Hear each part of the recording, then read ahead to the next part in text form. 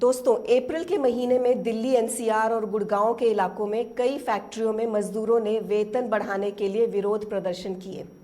ना तो कंपनी के अधिकारियों ने उनकी बात सुनी, ना ही लेबर कमीशन ने। और तो और मजदूरों पे लाठियां बरसाई गईं। इनमें से कई महिलाएं भी थीं। जिसके बाद मजदूरों का गुस्सा फूट पड़ा और कई जगह पे उन्होंने गाड़ियां भी जला दी। टीवी चैनल्स ने सरकार की लाइन ही चलाई कि यह सब बाहरी तत्वों का किया धरा है। और बहुत सारे मजदूरों को, कई मजदूर नेताओं को उनके घर से उठा लिया गया। 1.5 महीने होने को आ रहे हैं। हजारों की संख्या में मजदूर अभी भी जेल में बंद हैं। आज हमारे साथ संतोष हैं, जो ग्रामीण मजदूर यूनियन और मजदूर अधिकार संघर्ष अभियान से जुड़े हुए हैं। संतोष पेशे से बायोस्टैटिस्टिशियन हैं और कई वर्षों से भारत के मजदूर आंदोलन को इन्होंने नज़दीकी से देखा है। ओके संतोष, स्वागत है आपका ई-दिना में। ये जो नोएडा गुड़गांव में जो आंदोलन चल रहा है मजदूरों का, उसे एक ऐतिहासिक आंदोलन कहा जा रहा है। क्या ये अप्रैल के महीने में शुरू हुआ? आप इसका थोड़ा इतिहास बताते हुए हमारे दर्शकों को इस पे रोशनी डालिए। धन्यवाद साथी। ये दरअसल इसकी शुरुआत 2 महीने पहले अप्रैल से पहले फरवरी में बरौनी, जो बिहार में एक रिफाइनरी प्लांट है, और उसके बाद 23 फरवरी के आसपास जो दिल्ली से सटे पानीपत का इलाका है, वहाँ के मजदूरों ने शुरुआत की। मांगे लगभग सब जगह एक ही थी कि जो न्यूनतम मजदूरी है वो 20,000 रुपये की जाए, जो 8 घंटे का काम है उसको वर्क आवर 8 घंटे का किया जाए, जो कि कानूनी रूप से पहले से ये तय भी है, और जो ऑलरेडी एक कानून पहले से चला आ रहा है कि जब भी 8 घंटे के ऊपर ओवर टाइम हो उसका डबल पेमेंट हो। तो ये सब के मांग के ऊपर भारत के ऊर्जा क्षेत्र, जो रिफाइनरीज हैं, थर्मल पावर प्लांट हैं, जो पब्लिक सेक्टर यूनिट हैं, उस पे फरवरी के महीने में ही अलग अलग जगह पे स्ट्राइक चल रही थी, और उसकी बहुत सारी वीडियोज हम लोग ने देखा भी है। लेकिन इस नए दौर की शुरुआत 2 अप्रैल को मानेसर में, जो होंडा के कंपनी है, जो ऑटोमोबाइल्स बनाती है का कंपनी है, उसके मजदूरों ने जब 2 अप्रैल को कॉन्ट्रैक्ट वर्कर्स ने स्टार्ट किया, और 3 अप्रैल को जब होंडा प्रशासन ने कॉन्ट्रैक्ट वर्कर्स की जो सैलरी जो 11 से 12,000 थी उसको 15 से 16,000 रुपये बढ़ाने तक की मांग ली, तो उसके बाद उस एरिया में लगातार इस बात फैल गया कि जो होंडा के वर्कर्स हैं उन्होंने स्ट्राइक की, उसके बाद उनकी सैलरी बढ़ी, और उसके बाद 3 अप्रैल, 4 अप्रैल, 5 अप्रैल, 6 अप्रैल को लगातार एक के बाद एक फैक्ट्रियों में, मानेसर के इलाकों में, पहले ऑटो कंपोनेंट की फैक्ट्रियों जैसे मुंजाल सोआ, रूप पॉलीमर और होंडा के अलग अलग प्लांट्स के वर्कर्स पहले आए, सत्यम ऑटो, और उसके बाद 5-6 तारीख के बाद जो गारमेंट कंपनियां हैं, जिसमें रिचा ग्लोबल और मोडेलामा, जो भारत की सबसे बड़ी गारमेंट एक्सपोर्ट कंपनियां हैं, उसके वर्कर्स भी आ गए। तो लगभग इन सब लोग की सैलरी 11 से 12,000 रुपये की थी, जो न्यूनतम हरियाणा के अनस्किल्ड वर्कर्स हैं उनके वेज में थी। तो ये दौर वहाँ से शुरू हुआ। फिर ये 8 अप्रैल को जब मानेसर में ये धरने के बाद हरियाणा सरकार ने न्यूनतम मजदूरी में लगभग 35% की बढ़ोतरी की। यह बात सुन के, जानते हुए, दिल्ली से सटे ही जो नोएडा का इलाका है, जो टेक्निकली रूप से उत्तर प्रदेश में आता है और जहाँ 10 सालों से मिनिमम वेज डिवीजन नहीं हुआ है, वहाँ के वर्कर्स को भी लगा कि हमारी भी समस्याएं सेम है, हमारा भी किराया सेम है, और हम वहाँ हरियाणा से भी कम का मिनिमम वेज मिल रहा था, तो उन्होंने प्रदर्शन शुरू किया। तो फिर 9, 10, 11, 12 अप्रैल को तो ये सिलसिला शुरू हो गया। तो ये एक जगह के मजदूरों को देख के दूसरी जगह के मजदूरों ने शुरू किया। 20,000 की सैलरी से ये आंदोलन शुरू हुआ था। और ये भी कहा जा रहा है कि जो तेल संकट चल रहा है युद्ध की वजह से, उससे गैस और महंगाई और आर्थिक मुश्किलें हो रही हैं। क्या वो भी इस आंदोलन का कारण है? क्योंकि अचानक एक के बाद एक अलग अलग जगह आंदोलन इसी 2-3 महीनों के बीच में ही हुए हैं। इसका जो तात्कालिक कारण है, निश्चित रूप से जो गैस संकट है उसको रहेगा। आप अगर मार्च के महीने में शुरुआत में देखेंगे तो दिल्ली एनसीआर से बड़ी संख्या में जब से गैस के प्राइस बढ़े थे, जो कि मजदूर जनरली 15 लीटर का सिलेंडर नहीं रखते हैं, उनका अफोर्डेबिलिटी भी मुश्किल होता है, तो जनरली जिसको छोटू सिलेंडर नॉर्थ इंडिया में बोला जाता है, जो 5 लीटर का सिलेंडर आता है और उसमें 1 या 2 किलो का गैस भरवाते हैं, जो 100 रुपये kg के आसपास का मिलता था। वो अचानक गैस संकट के बाद ये जो ईरान और यूएस के वार था उसके बाद लगातार उसके बाद 400 से 500 रुपये हो गए। तो पहला खेप में तो जो दिहाड़ी मजदूर थे, जो सिक्योरिटी गार्ड थे, या जो ठेला लगाते हैं, या जो रिक्शा चलाते हैं, उसकी एक बहुत बड़ी मास एक्सोडस हुई मार्च के महीने में, क्योंकि दो तरह की मुश्किलें आ रही थी। एक तो गैस मिल नहीं रहा था, और दूसरा गैस मिल भी रहा था तो अनअफोर्डेबल प्राइस में मिल रहा था। तो ये सारी चीज़ों के बाद जब ये 11,000 की सैलरी में लगातार हर 6 महीने या 1 साल पे मकान मालिक 500 से 1,000 रुपये किराया बढ़ा दे रहा है, बीमारियां हैं, अप्रैल का महीना आ रहा था जिसमें बच्चों के एडमिशन होते हैं, तो मजदूरों के बच्चों के एडमिशन के लिए 7 से 8,000 रुपये स्कूल में फीस देना होता था, और उस पर जब लास्ट में ये मार पड़ी गैस की तो अनेकदम स्थिति एक्सप्लोड हो गई। जी। तो अगर उस समय की बात करें तो मीडिया ने इसको शुरुआत में तो सिर्फ एक मजदूर प्रोटेस्ट कर रहे हैं इस तरह दिखाया, लेकिन जैसे जैसे ये फैलता गया और उसको एक वायलेंट प्रोटेस्ट की तरह पोर्ट्रे किया गया, और उसके बाद अलग अलग कहानियाँ आने लगी कि इसमें एक्सटर्नल फोर्सेस का दखल है, और जैसा कि जो एक सरकार की लाइन होती है कि किसी भी आंदोलन को एक्सटर्नलाइज कर दिया जाए और कि ये मजदूर नहीं कर सकते हैं, ऐसा ये उन्होंने नहीं किया है, किसी बाहरी तत्वों ने इनको भड़काया है। और इस पे बहुत सारे मज़दूरों की भी अरेस्ट हुई है, और लेबर एक्टिविस्ट जो हैं, जो मज़दूर कार्यकर्ता हैं, उनकी भी अरेस्ट हुई है। तो इसके बारे में आप क्या कहेंगे कि वो जर्नी जो आप 1-1.5 महीने से देख रहे हैं, उसके बारे में आप कुछ बताइए।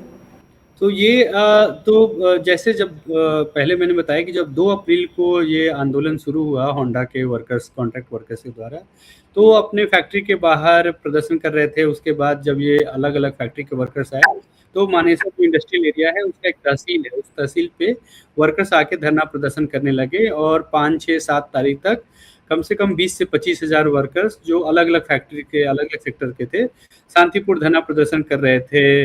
कोई वर्कर्स एक्टिविस्ट कभी कभी उनके बीच में जाके भाषण भी कर रहे थे। कुछ वर्कर्स में से निकले हुए कुछ लोग थे, वो बात रख रहे थे। आजकल मजदूरों में भी रील बनाने का एक बड़ा एक कल्चर भी है, और वो उनको लगता है कि मिनिस्ट्री मीडिया उनकी बात नहीं पहुंचाता है, तो अपने से वो रील बना के भी अपनी वर्किंग कंडीशन के बारे में, अपनी लिविंग कंडीशन के बारे में, महंगाई के बारे में, गैस सिलेंडर बनने के बारे में वो लगातार वहाँ चल रहा था। और ये सिलसिला 2 अप्रैल से शुरू होकर 8 अप्रैल तक चला। 8 अप्रैल को जब शाम को हरियाणा सरकार ने 35% का वृद्धि कर दिया, तो 9 अप्रैल को जब वर्कर्स अपने फैक्ट्री में वापस गए, गारमेंट के वर्कर्स रीचा ग्लोबल और मॉडेलामा के, तो उसके पहले भी वर्कर्स बोल रहे थे कि हमारे जो कंपनी के बाउंसर हैं, जो एचआर हैं, जो मैनेजर हैं, जो अमूमन हम लोग से बहुत ही अभद्रता से पेश आते हैं, वो धमकी दे रहे थे कि तुम लोग वापस फैक्ट्री में आओ तब हम लोग बताएंगे, और तुम लोग बहुत नेता बन रही हो, और ऐसे वैसे। लेकिन जब 9 तारीख को पहुंचे और उन्होंने मजदूरों ने मांग की कि अगर सरकार ने हमारा वेतन बढ़ा दिया है तो इसकी जो नोटिफिकेशन या उसकी जो सूचना है वो गेट पे लगा दीजिए, तब वहाँ पे से झड़प शुरू हुई, और फिर कंपनी के बाउंसरों ने उनके साथ धक्का मुक्की की। फिर उसके बाद पत्थर चलने की बात आई, फिर 1-2 गाड़ी जलने की कहीं से सूचना आई, और उसके बाद 1-2-3 घंटे तक ये ऐसा माहौल रहा। तो जो 9 दिन तक प्रोटेस्ट चल रहा था वो बहुत ही शांतिपूर्वक, बिना किसी उसके और प्रदर्शन है। तो ये सारी ये बहुत ही एक टिपिकल ट्रेंड है किसी भी इंडस्ट्रियल इलाके की, कि जब तक प्रदर्शन चलता होता है, शांतिपूर्ण होता है, फिर अचानक से कोई कंपनी के बाउंसर या कोई लोग उसमें आते हैं, और फिर ये अराजकता होता है। और ये पूरे जो स्केल है उसके तुलना में जो घटना हुई है उपद्रव की भी, वो एकदम छोटी सी घटना थी, लेकिन उसके इलाके में बहुत सारे फैक्ट्री बहुत तरीके से शांतिपूर्ण प्रदर्शन हो रहे थे, तो उस पर बहुत कम बात होती है, और सारा नैरेटिव फिर वो उपद्रव और बवाल और दंगे में शिफ्ट हो जाता है। हाँ, नैरेटिव पे ही, क्योंकि ज़्यादातर लोग वही मेन स्ट्रीम मीडिया देखते हैं और वो यही नैरेटिव देख रहे हैं कि मज़दूरों ने बहुत आगजनी कर दी है, ट्रैफिक और रोड्स ब्लॉक कर दिए हैं, जिससे लोगों को बहुत असुविधा हो रही है। और क्या टूल किट है, और व्हाट्सएप ग्रुप है, एक्सटर्नल फोर्सेस हैं। तो जैसा कि हमने पिछले कुछ सालों के आंदोलनों में भी देखा है, चाहे शाहीन बाग कर रहा हो या किसान आंदोलन, उन सब में भी सरकार ने ऐसी टैक्टिक इस्तेमाल की थी। तो अब जो इतने सारे लोग अरेस्ट हो गए हैं, और आप और आपके दोस्त, बहुत सारे लोग इन सब में जुटे हैं कि उनकी रिहाई के पे आप काम कर रहे हैं, तो आपको अभी कितने लोग बरी हो गए हैं या कितने लोगों को बेल मिली है और आगे का आप क्या सोच रहे हैं? तो शुरुआत में मानेसर में जो 9 अप्रैल को हुआ, उसके लिए दो कंपनियों ने अलग अलग एफआईआर दर्ज की थी। उसमें एक एफआईआर में 55 लोग और दूसरी एफआईआर में 17 लोग को नामजद करके अरेस्ट किया गया था। तो जो पहली एफआईआर थी उसमें तो 4-5 दिन के अंदर 44 वर्कर्स बाहर आ गए थे। तो दूसरी एफआईआर थी जिसमें 307 जैसे जो अटेम्प्ट टू मर्डर और उपद्रव और बहुत सीरियस धाराएं थी, उसमें 11 वर्कर्स और 6 ट्रेड यूनियन एक्टिविस्ट और मजदूर कार्यकर्ता जो थे उनको अरेस्ट किया गया था। तो वो अभी की कंडीशंस है कि लगभग 5 वर्कर्स की जो बेल है वो लोअर कोर्ट से रिजेक्ट हो चुकी है और हाई कोर्ट में गए हैं, और बाकी सारे लोग की जमानत जो 6 एक्टिविस्ट हैं उनकी 2 दिन पहले हुई है, और वर्कर्स की भी इस केस में 11 वर्कर्स की अभी तक रिहाई हो चुकी है, जो बड़ी जो सीरियस एफआईआर थी। दूसरी तरफ नोएडा में जब 13 अप्रैल को जब ये बात हुई, तो 13, 14, 15, 16 अप्रैल को लगातार गिरफ्तारियां होती रही, और उसमें शुरुआत के दौर में 11-1200 उसमें, क्योंकि कोई फॉर्मल एफआईआर की कॉपी नहीं दी गई वकीलों को, कोई मीडिया स्टेटमेंट नहीं आया, तो अनुमानतः लगभग 1200 से 1300 लोगों की शुरुआत में अरेस्टिंग की गई, और उसमें बहुत सारे लोगों को प्रिवेंटिव डिटेंशन के नाम पे 3, 4, 5 दिन रखा गया। और फिर बाद में उसमें बिगुल मजदूर जो दस्ता करके एक मजदूर ग्रुप है, उसके 7 कार्यकर्ताओं को अरेस्ट किया गया, जिसमें से 2 को एनएसए लगाया गया है। तो इन सब लोगों की अभी तक जमानत नहीं हुई है। हाँ, लेकिन जो 11-1200 वर्कर्स थे उसमें से 900 से 1000 वर्कर्स को प्रिवेंटिव डिटेंशन के नाम पे छोड़ दिया गया बाद में 3, 4, 5 दिन की कार्रवाई पर। लेकिन अभी भी 120 से 130 वर्कर्स लगभग जेल में हैं, जिसमें से 70 के आसपास के वर्कर्स का लोअर कोर्ट से बेल रिजेक्ट हो चुका है। लेकिन ये चूंकि पूरी जानकारी अभी भी कोई सिस्टमेटिक तरीके से नहीं आ पा रही है, तो ये सब लगभग अप्रॉक्सीमेट फिगर्स हैं। इसके साथ साथ बस एक और भी इसी सिलसिले में जब ये आंदोलन नॉर्थ इंडिया के और भी इलाकों में पहुंचा, तो हरिद्वार में 21 मजदूरों और ट्रेड यूनियन एक्टिविस्ट पे केस किया गया है। एक मजदूर कार्यकर्ता हैं ललित कुमार, उनको जिला बदर किया गया है गुंडा एक्ट लगा के, और इंकलाबी मजदूर कार्यकर्ता केंद्र के जो 2 और कार्यकर्ता हैं पंकज और जयप्रकाश, उन पे भी गुंडा एक्ट लगा के जिला बदर करने की तैयारी है। देहरादून में 13 वर्कर्स को अरेस्ट किया गया है। तो ये सारा सिलसिला नॉर्थ इंडिया में बहुत जगह अरेस्टिंग, गुंडा एक्ट, जिला बदर, 307 जैसी, और खास करके एनएसए तक भी लगा दी गई है। जी, ये थोड़ा ओवर रीच नहीं है कि आपको आंदोलन कर रहे हैं और उन पे इतनी गंभीर गंभीर धाराएं एनएसए, जिसमें बेल मिलना इतना मुश्किल है, सालों सालों तक रखे रहेंगे, और ये सरकार का बहुत ओवर एक्सप्रेशन, ओवर रीच नहीं लग रहा है आपको? जो तो नॉर्मल ये प्रोटेस्ट को, जो बातचीत से बात हो सकती थी, उसको इतना इस लेवल तक ले जाने के लिए जो सरकार ने काम किए हैं। तो ये देखिए, अभी जो सरकार का जो ईज ऑफ डूइंग बिजनेस का एक जो मंत्र है और जो लेबर कोड के द्वारा प्रॉमिस भी है, वो सरकार हर इन्वेस्टमेंट फ्रेंडली माहौल के नाम पे ये चाहती है कि वर्कर्स की कोई राइट्स ना हो, यूनियन ना बने, 8 घंटे का कानून लगातार धता बताया जा रहा है, ओवर टाइम नहीं दिया जा रहा है, और जब भी इसको कुछ ऑर्गेनाइज करने की कोशिश हो रही है तो इस पे ये क्लैम्प डाउन हो रहा है। तो ये सरकार के लिए भी ये अनएक्सपेक्टेड था कि उनको लग रहा था कि जिस तरीके से हमने ट्रेड यूनियन खत्म कर दिया है और मजदूर आंदोलन का एक लगभग डिक्लाइन है, उसमें इंडिपेंडेंट वर्कर जो ये मूलतः आंदोलन स्पॉन्टेनियस था, कॉन्ट्रैक्ट वर्कर्स ने किया था, इसके पीछे बहुत कोई लंबा काम नहीं था किसी यूनियंस का, तो उससे सरकार को एक एम्बैरेसमेंट हुई कि हमारे नाक के नीचे हर चीज़ करने के बावजूद भी मजदूर अपने से खुद रील बना के अपने से सड़क पर उतर के कर रहे हैं।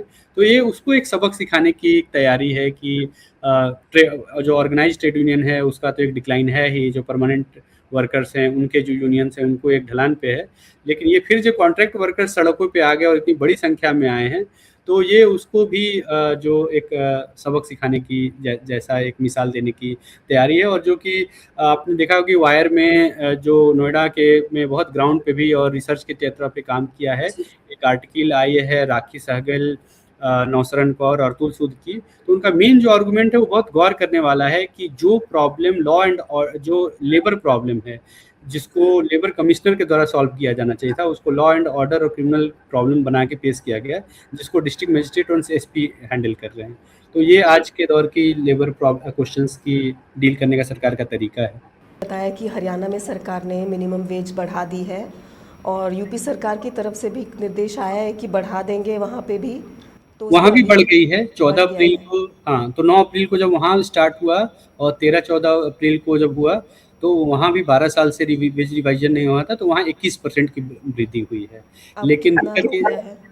अब लगभग जो हरियाणा में है वो 11,500 से बढ़ के 15,000 के आसपास हुआ है, और यूपी में 11,000 से बढ़ के 13,500 साढ़े 13,000 के आसपास हुआ है। अच्छा, लेकिन जो लेकिन कैलकुलेशन अभी था भी वो लिविंग वेज एटलीस्ट 30,000 के करीब होना चाहिए था आज के समय के हिसाब से, हाँ, क्योंकि 20,000 वर्कर्स से को 30,000 तक। यही कर रहे हैं कि जो मिनिमम वेज का तरीका है कैलकुलेट करने का, वो सरकार का खुद का फॉर्मूला है, और उसमें 5 कंपोनेंट जो होते हैं, जिसमें एक मजदूर 3 लोगों के लिए कमाता है, उसके 2700 कैलोरी पर डे की खपत होती है, 72 यार्ड कपड़ा की ज़रूरत होती है, ईंधन, प्रकाश, बिजली और अलग-अलग तरह का मॉड्यूल है।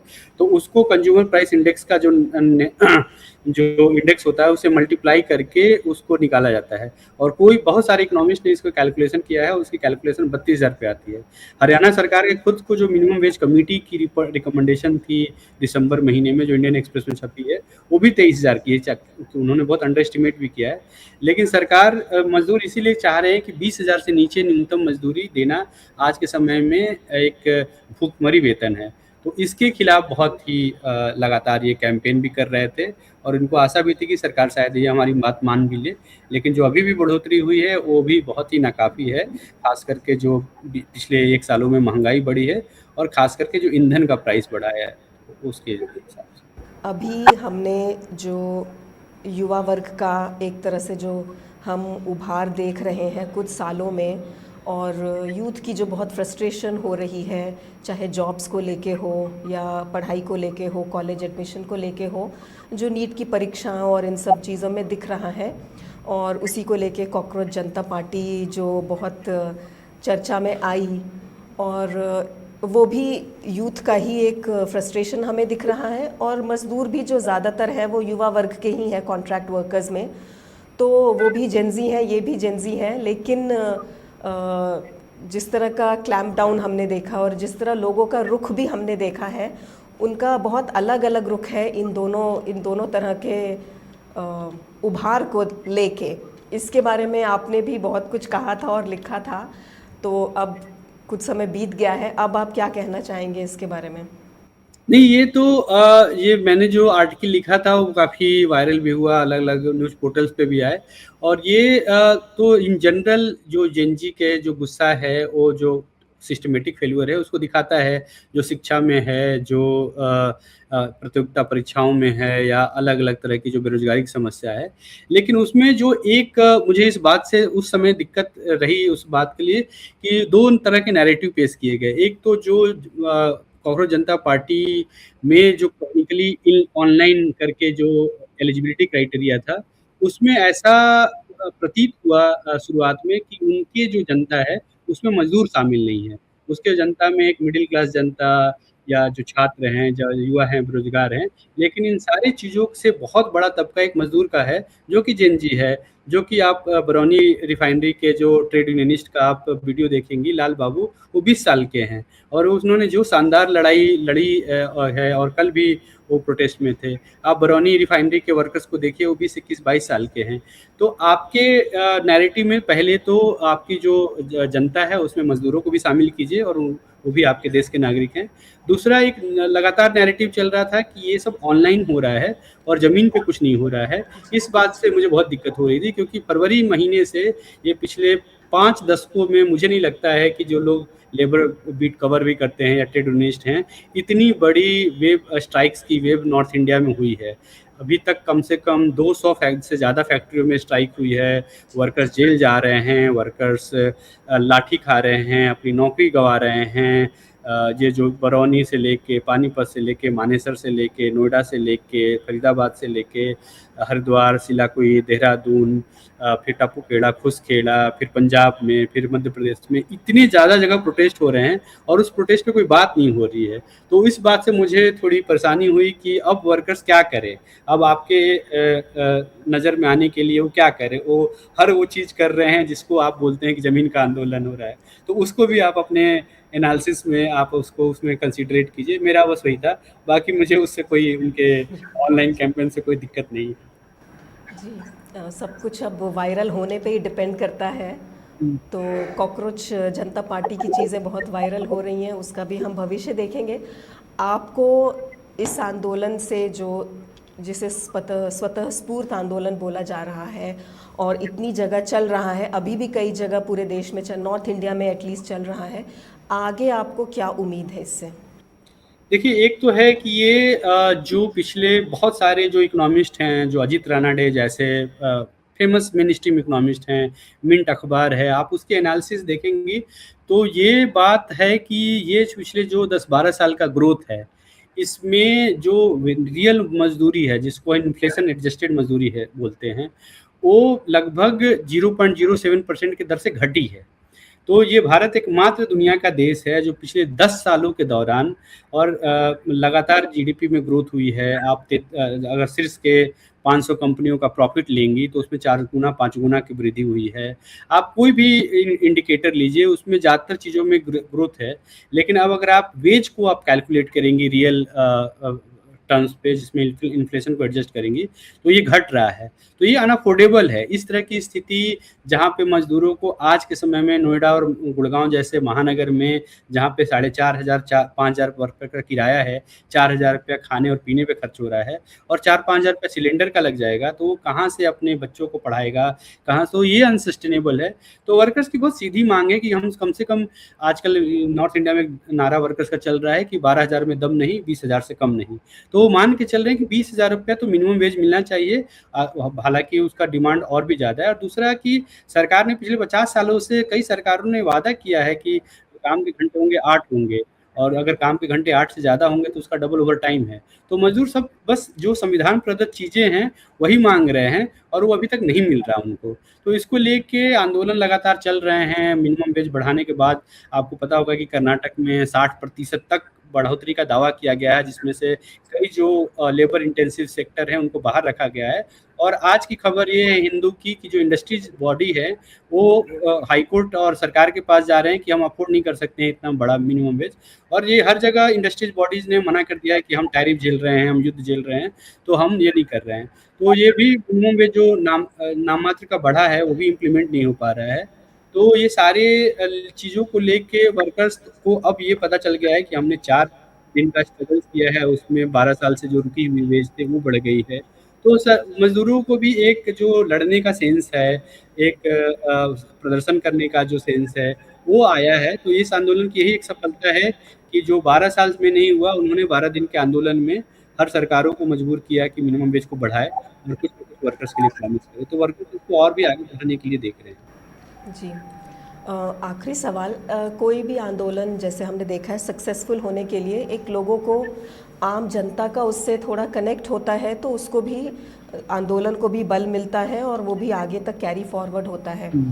तो क्या ऐसा रहा है कि आम जनता मजदूर आंदोलनों से या अभी जो इंडिया में इस तरह हो रहे हैं उनसे कनेक्ट नहीं कर पा रही है?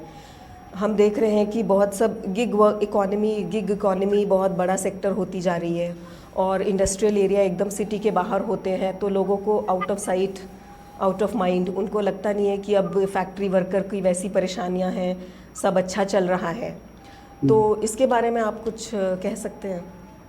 हाँ, जैसे पिछले कुछ दशकों में, पिछले 20-30 सालों में जब से परंपरागत तरह से ट्रेड यूनियन का एक डिक्लाइन हुआ है, उसके बहुत सारे वजह हैं। इंडस्ट्री का रिस्ट्रक्चरिंग हुआ है, उसमें जो लेबर है वो पॉलिटिक्स का सेंटर नहीं रहा है, और उसके बारे में जो डिस्कोर्स है, उसके बारे में जो उसके इंटेलेक्चुअल्स भी हैं, वो भी बात करना कम कर चुके हैं। जो पहले लेबर बीट करके जो एक मज़दूर पत्रकारिता होती थी, जो किसी भी अखबार और चैनल की जो सबसे इम्पोर्टेंट बीट होती थी, उसका भी डिक्लाइन हुआ है। तो लेकिन इस बीच में मैं दिसंबर में जब 25 दिसंबर को और 1 जनवरी को गिग वर्कर्स की ऑनलाइन स्ट्राइक्स का कॉल दिया था इस बार, तो उसमें मैंने इस बार पहली बार देखा कि जो प्रोग्रेसिव इन्फ्लुएंसर और कॉमेडियन और मीडिया सेलिब्रिटी हैं, उन्होंने इस कॉल को बहुत सपोर्ट किया। कुणाल कामरा, ध्रुव राठी और बहुत सारे जो प्रोग्रेसिव इन्फ्लुएंसर आजकल के हैं, उन्होंने इसको कॉल को सपोर्ट किया था। तो वो स्ट्राइक जितनी बड़ी थी नहीं, उससे ज़्यादा उसका सॉलिडरिटी ऑनलाइन देखने गया, और बहुत दिनों बाद ऐसा देखा जो नए इंटेलेक्चुअल्स हैं या जो नए इन्फ्लुएंसर हैं, वो भी वर्किंग क्लास क्वेश्चंस को लेके थोड़ा कंसिडरेट हुए। इस आंदोलन में भी मुझे ये देखने को मिला है कि जैसे ही ये बात लोगों को बाहर पता चली कि गुड़गांव, मानेसर जैसे जगह पे लोग 11-12 हज़ार पे रह रहे हैं, तो पहले तो वो डिक्लाइन के फेज में थे कि ऐसा नहीं हो सकता है, 11-12 हज़ार में कैसे रहेगा। फिर वो जब एक के बाद एक खबर आई, और जो नए यूट्यूब चैनल्स हैं, जिसमें सौरभ शुक्ला और बहुत सारे लोगों ने जाके नोएडा के जेल के बाहर से रिपोर्टिंग की, तो ये बात पे लोगों का एक सेंसिटाइजेशन हुआ कि वर्कर्स अभी भी बहुत बुरे हालत में हैं। और इसमें और दूसरी बात ये भी है कि जो वर्कर्स लड़ रहे थे, तो किन लोगों को जेल भेजा गया, तो तब लोगों को पता चला कि अरे ये जिनको आतंकवादी बोल रहे हैं, तो इसके मतलब आज के ज़माने में भी कोई ट्रेड यूनियन एक्टिविस्ट नाम का प्राणी होता है, जो मजदूर कार्यकर्ता होता है, जो मजदूरों के लिए लड़ता है। तो ये एक तरह से रीसेंसिटाइजेशन का प्रोग्राम है, तो उसको लेके समाज में एक एक्सेप्टेंस भी रहा मुझे। बहुत बहुत शुक्रिया आपका संतोष, हमारे साथ जुड़ने के लिए और हमारे दर्शकों को नॉर्थ इंडिया में जो आंदोलन चल रहे हैं मज़दूर और दूसरे वर्ग के, उनके बारे में समझाने के लिए बहुत बहुत शुक्रिया। ಮತ್ತಷ್ಟು ವಿಶೇಷ ವಿಡಿಯೋಗಳನ್ನು ನೋಡಲು ಮತ್ತು ಹೊಸ ವಿಡಿಯೋಗಳ ಬಗ್ಗೆ ತಿಳಿಯಲು ಈ ದಿನ .com ಯೂಟ್ಯೂಬ್ ಚಾನೆಲ್ ಸಬ್ಸ್ಕ್ರೈಬ್ ಮಾಡಿ ಮತ್ತು ಬೆಲ್ ಐಕಾನ್ ಕ್ಲಿಕ್ ಮಾಡಿ.